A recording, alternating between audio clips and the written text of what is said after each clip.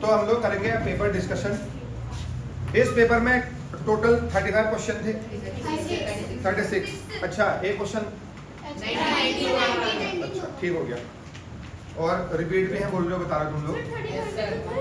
तो एक एक करके हम क्वेश्चन डिस्कस करते हैं भाई। पहला क्वेश्चन है the most reactive metal is. मैं एक एक करके पूछूंगा। अरे ऐसे भेड़ बकरी की तरह नहीं बोलना यार, एक एक करके मैं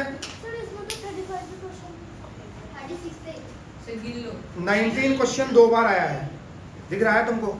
ध्यान नहीं रहता तुम्हारा, लग रहा है 19 और 19 2 बार क्वेश्चन आया है, और तुम्हें डांट रहा हूं, कैमरा पूरा रिकॉर्ड हो रहा है।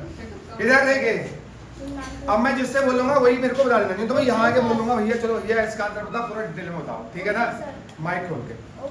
तो मैं तुमसे पूछूंगा the most reactive metal is. First option is iron, gold, zinc और पोटेशियम। बताओ, बैठ के बताओ। पोटेशियम होगा, सबका सही आंसर है ना? बस। तो कल हमने जो है जो रिएक्टिविटी सीरीज थी हमारी, सबसे ज्यादा रिएक्टिव मेटल कौन था? पोटेशियम ही था। वैसे अगर आप हायर क्लासेस में जाएंगे तो सबसे रिएक्टिव मेटल लिथियम। बस बस, ज्यादा जोर से नहीं। दूसरा क्वेश्चन, अरे भैया इसमें अगर लिथियम नहीं लिखा है तो पोटेशियम ही तो होगा। मैंने वो आपके अकॉर्डिंग जितने मैंने क्वेश्चन मतलब जो सीरीज दिखा रखी है उतना ही आपको याद करना है। आपके एनसीईआरटी में इतना भी नहीं दिया है, 4-5 एलिमेंट दिए हैं बस, मेटल्स दिए हैं। बात समझ में आई नहीं आई? क्वेश्चन नंबर सेकंड की बात करते हैं। The liquid metal at room temperature, mercury, bromine, sodium and gold. इसका आंसर हो जाएगा मर्क्यूरी। दिक्कत है भाई? कोई दिक्कत नहीं है। अगला, non metal are generally liquids, generally gases, generally solids and gases, generally gases and liquids. Generally solid and gases. Non metal कैसे सॉलिड हो जाएगा?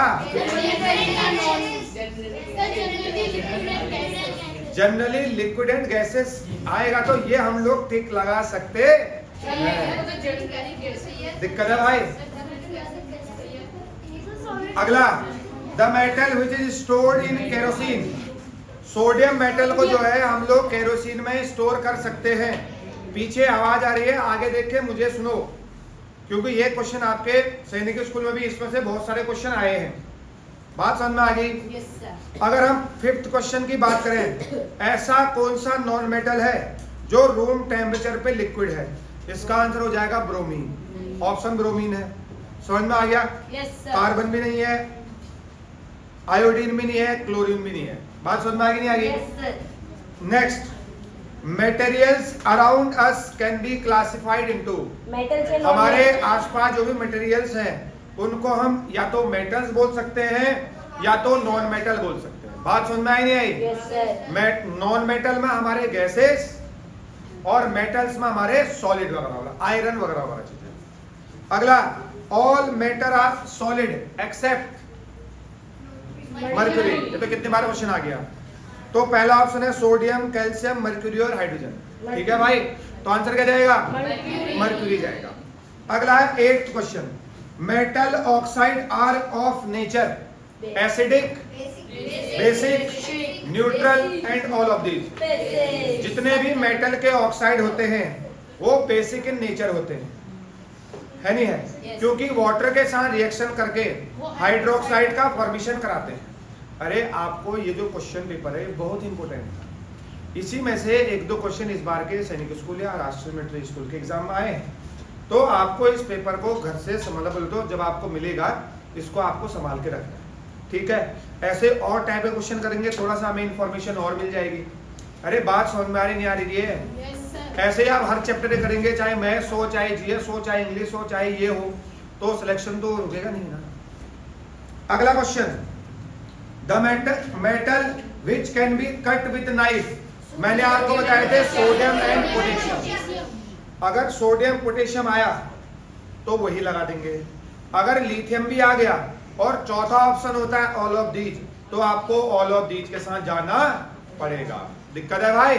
तो जनरली सोडियम एंड पोटेशियम और साथ में लिथियम भी अगर कोई बोल देता है तो वो भी हमारा सॉफ्ट मेटल है, उसको भी हम जो है चाकू से काट सकते हैं, cut cut cut cut cut. दिक्कत है भाई?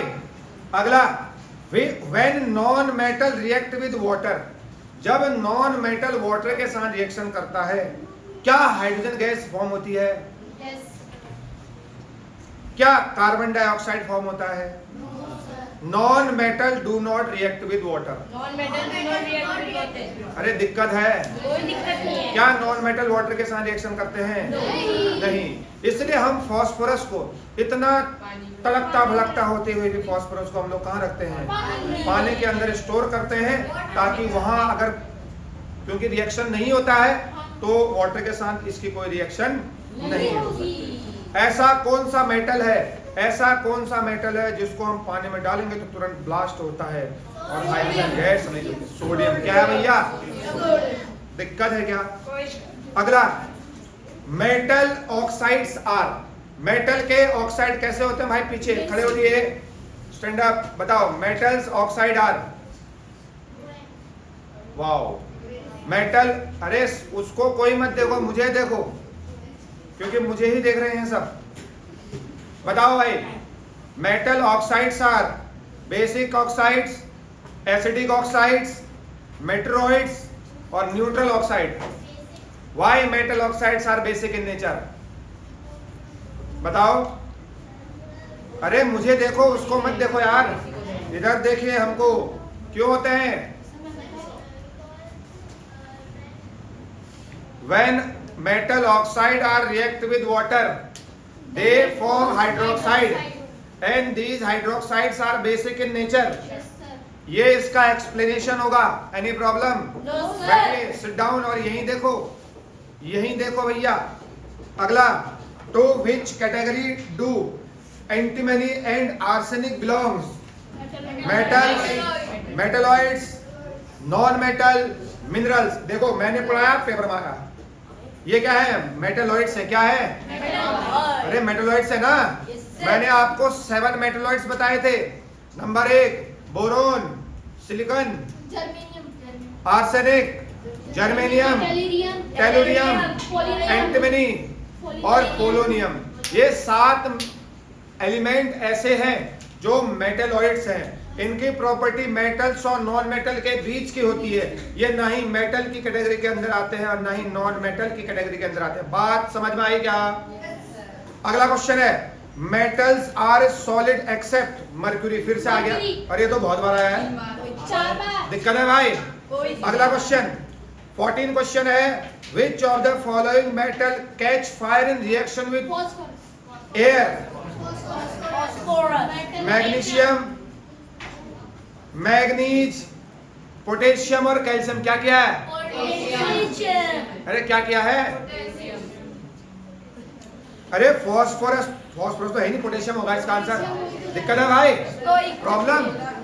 अगला, व्हेन मैग्नीशियम ऑक्साइड, जिसको फॉर्मूला होता है MgO, is dissolve in water, form magnesium hydroxide MgOH का whole twice is obtained, the solution thus obtained is dash in nature, basic in nature। कैसे nature का? क्योंकि MgO जो है, मैंने आपको बताया था जितने भी मेटल के ऑक्साइड होते हैं सारे बेसिक नेचर के होते हैं, क्योंकि वाटर के साथ रिएक्शन करके हाइड्रोक्साइड, जो भी पढ़ाया था क्लास में सब वहीं से आया। दिक्कत है भाई? अरे प्रॉब्लम है। तो जो भी ऑक्साइड का नेचर होगा, अगर वो हाइड्रोक्साइड बना रहा है, इसका मतलब वो बेसिक इन नेचर। कैसे नेचर का होगा? Basic in nature. अगली बात करते हैं 16 क्वेश्चन की, विच of the following metal does not react even with steam? Silver, iron, calcium और सोडियम। मैंने बताया था ना 3 एलिमेंट ऐसे हैं। एक तो आराम से हम बता रहे हैं, एक तो कॉपर, दूसरा सिल्वर, तीसरा gold. Copper, silver and gold. इसके बाद पूछूंगा आपसे, ये पेपर डिस्कशन करने के बाद पूरा चैप्टर पूछा जाएगा। सीधे बैठिए, सीधे बैठो, nobody will talk. Paper discussion कर रहे हैं भैया। अगर कहीं पर समस्या है तो हमें पूछिए, और अगर समस्या नहीं है तो चुपचाप सुनिए। अगर नहीं सुन सकते तो क्लास से बाहर भी जा सकते हैं, लेकिन मैं भेजूंगा नहीं। ठीक है भाई? तो आप यहाँ देखिए, हम 4-5 दिन से मेटल और नॉन मेटल पढ़ रहे हैं। घर जाके भी आप उसको रिवीजन कर रहे होंगे ऐसा मैं सोच रहा हूँ, लेकिन आप नहीं कर रहे। बात समझ में आ रही है? इधर देखिए अगला। तो भैया देखो ऐसा मेटल है जो स्टीम के साथ रिएक्शन करता नहीं करता है, उसका नाम हो जाएगा सिल्वर। एक तो कॉपर, सिल्वर एंड गोल्ड, ये तीन ऐसे हैं जो नॉन रिएक्टिव होते हैं। ये बहुत कम रिएक्शन करते हैं, चाहे एसिड के साथ हो चाहे वाटर के साथ हो, ये रिएक्शन ही नहीं करते। बात समझ में आ गई भैया? अगला, आइडेंटिफाई द नॉन मेटल जो कि रूम टेम्परेचर पर लिक्विड है।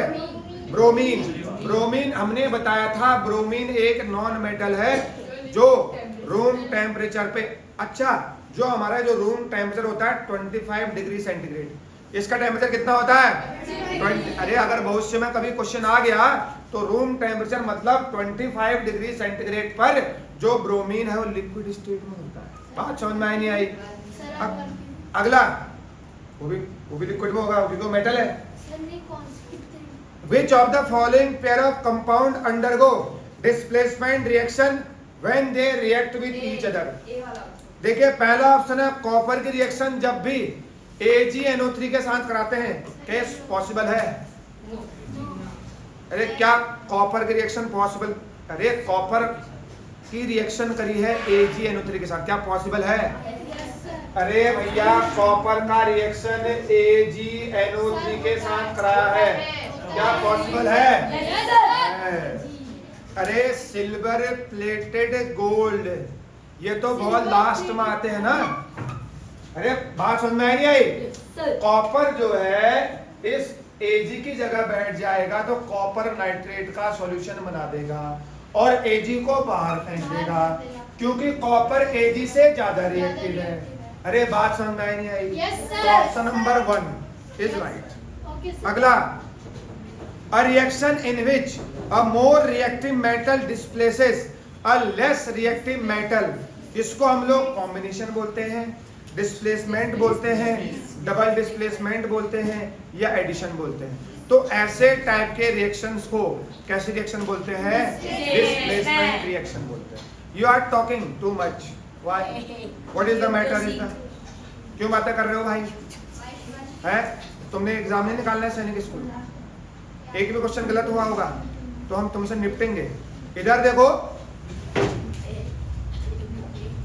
अरे बातें मत करो भाई, पेपर डिस्कशन हो रहा है तो सभी का फोकस यही होना चाहिए। ऐसा तो नहीं कि सबके पूरे नंबर आ रहे हैं, नहीं आ रहे, तो इसका मतलब है सबकी रिस्पॉन्सिबिलिटी ये बनती है कि आप मुझे ही देखते रहें और मुझे देखने के साथ साथ इन क्वेश्चनों को भी आपको समझने हैं। बात समझ में नहीं आई? अगला, तो भैया जिसमें एक high reactive element less reactive metal या एलिमेंट को रिप्लेस कर देगा, डिस्प्लेसमेंट रिएक्शन के अंदर आएगा। अगला क्वेश्चन 19(2) है, food cans are coated with tin and not with zinc because reactivity से मतलब है। अरे बात समझ में नहीं है? क्योंकि जिंक जो है ज्यादा क्या है? बात समझ में आ गई नहीं आ गई? अगला 20 question, metal except aluminium and zinc react with oxygen to form dash oxide, acidic oxide, neutral oxide, basic। कैसे? Basic oxide. कैसे ऑक्साइड भाई? दिक्कत है? बेसिक क्या होगा? अगला, when sulfur react with oxygen the oxide formed is neutral। अरे sulphur का ऑक्साइड कैसा होगा? Sulphur dioxide acidic in nature. कैसे नेचर का? क्योंकि जो सल्फर है वो नॉन मेटल है और नॉन मेटल के जितने भी ऑक्साइड होते हैं, मैं आ रहा हूं ना, नॉन मेटल के जितने भी ऑक्साइड होते हैं वो क्या होते हैं? सब एसिडिक। अगला देखिए 22 question, metals like zinc and aluminium react with sodium, very very important. देखिए हमने रिएक्शन लिखी थी भाई, एल्यूमिनियम की रिएक्शन करी थी हमने बेस के साथ, तो सोडियम एल्यूमिनियम मतलब इसको बोलते थे सोडियम एल्यूमिनेट बोलते थे। अरे याद आ रहा है? मतलब सिर्फ एल्यूमिनियम और जिंक या बहुत कम मेटल्स बेस के साथ रिएक्शन करते हैं, लेकिन एक गैस जरूर रिलीज होती है, उसका नाम क्या है? हाइड्रोजन। हाइड्रोजन। और ये क्या है भैया? सॉल्ट है। क्या है? सॉल्ट। तो ये बोल रहा है metals like zinc and aluminium react with sodium hydroxide to produce dash hydrogen gas. बिल्कुल सही बात है। हाइड्रोजन सल्फाइड नहीं, ऑक्सीजन नहीं, सल्फाइड डाइऑक्साइड भी नहीं। जब भी मेटल की रिएक्शन बेस के साथ करते हैं, जैसे एल्यूमिनियम और जिंक, सिर्फ यही शो करते हैं, बेस के साथ रिएक्शन करेंगे या तो सॉल्ट बनेगा, साथ में कौन सी गैस रिलीज होगी? हाइड्रोजन। कौन सी गैस रिलीज होगी भाई? हाइड्रोजन। अगला व्हेन, इधर देखिए, व्हेन 23 क्वेश्चन है, when zinc react with dilute sulphuric acid a salt is formed with the release of a gas,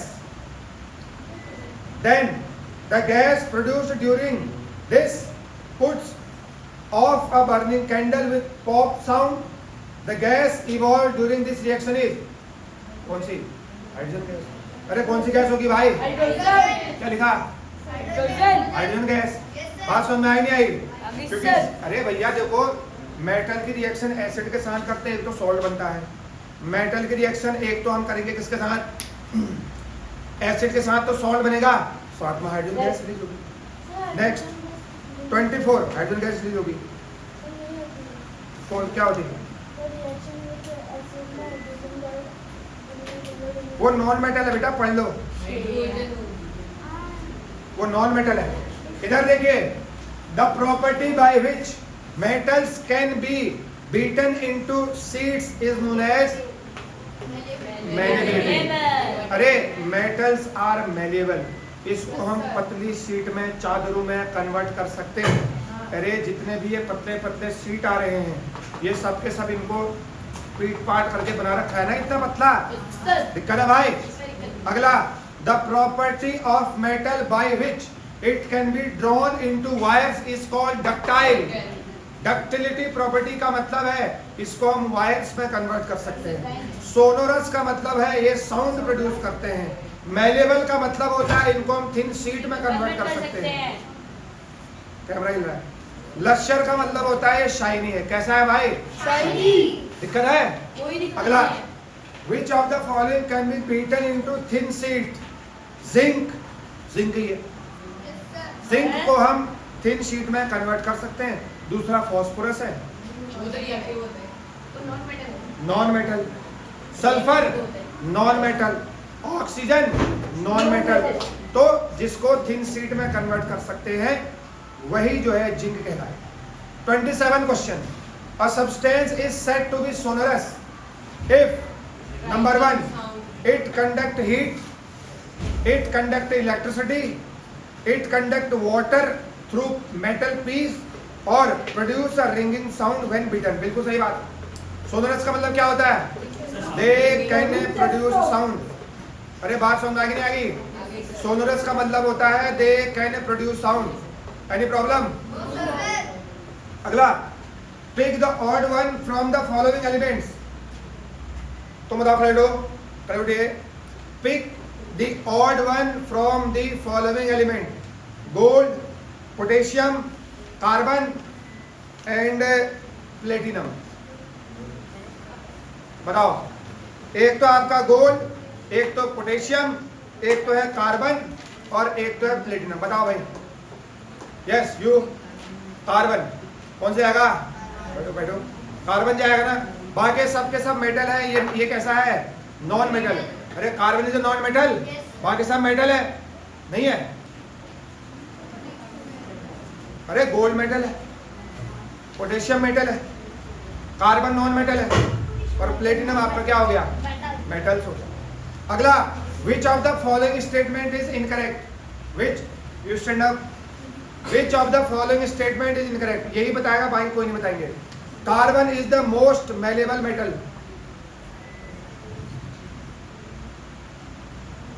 question है, which of the following statement is incorrect? इनमें से कौन सा ऐसा स्टेटमेंट है जो गलत है? पहला ऑप्शन है carbon is most malleable metal. दूसरा, copper is a good conductor of electricity. बिल्कुल सही है, आपको गलत ढूंढना है। तीसरा, aluminium is a good conductor of heat. बिल्कुल सही बात है। Next, bromine is only liquid non metal. बिल्कुल सही बात है। तो पहला ऑप्शन ये बोल रहा है carbon is the most malleable. कहां से मेलेबल हो गया, और मेटल भी लिखा है, कार्बन इज नॉन मेटल। क्यों भाई, क्या ये समस्या है? बैठो, ध्यान नहीं है पढ़ाई में लग रहा है। इधर देखिए 30 question, what is the property that makes metal shine called sonorous? यानी है अच्छा शाइन, सॉरी लश्यरस। क्या हो जाएगा भाई? लश्यरस। मेलेबिलिटी थिन शीट में कन्वर्ट कर सकते हैं, डक्टिलिटी वायर में कन्वर्ट कर सकते हैं मेटल्स को। सोनरस मतलब दे कैन प्रोड्यूस साउंड, और लश्यरस मतलब शाइनी प्रॉपर्टी। दिक्कत है भाई? अगला, which of the following is a non metal but lustrous? Very very important. Which of the following metal, sorry non metal which is lustrous का मतलब कौन सी प्रॉपर्टी? शाइनी। कार्बन नहीं है, मर्क्यूरी नहीं है, फ्लोरीन नहीं है, आयोडीन, अरे आयोडीन में शाइनिंग प्रॉपर्टी होती है। ओए, नॉन मेटल जो शाइनी प्रॉपर्टी, लश्यरस प्रॉपर्टी शो करेंगे, पहला है डायमंड। डायमंड चमकदार है नहीं है? Diamond is allotrope of carbon, और कार्बन एक नॉन मेटल है नहीं है? लेकिन इसका ऑप्शन कार्बन नहीं जाएगा। कार्बन के एलोट्रोप कौन कौन से? ग्रेफाइट और डायमंड। तो इसका आंसर डायमंड भी हो सकता है, और इसका आंसर आयोडीन भी हो सकता है, और कहीं कहीं ग्रेफाइट भी लिखा हो सकता है। समझ में आ गया है? तो लश्यरस प्रॉपर्टी अगर नॉन मेटल के आपको पूछेगा तो कार्बन आंसर नहीं जाएगा, उसके एलोट्रोप मतलब उसके फॉर्म डायमंड हो गया, दूसरा हो गया ग्रेफाइट अगर कहीं मिल गया तो, और तीसरा आयोडीन तो है जो शाइनिंग प्रॉपर्टी शो करता है। बात समझ में आ गया? अगला, sodium metal is dipped in which of the following substance for storage? Kerosene में रख सकते हैं इसको। कहाँ रख सकते हैं भाई? 2-3 बार ये भी क्वेश्चन आ गया है।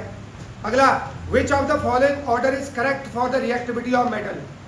Sodium, magnesium. दूसरा आंसर किया है किसने? अरे दूसरा आंसर किया है सोडियम, सोडियम के बाद मैग्नीशियम, मैग्नीशियम के बाद आयरन, आयरन के बाद गोल्ड। किया है, क्योंकि पहले वाले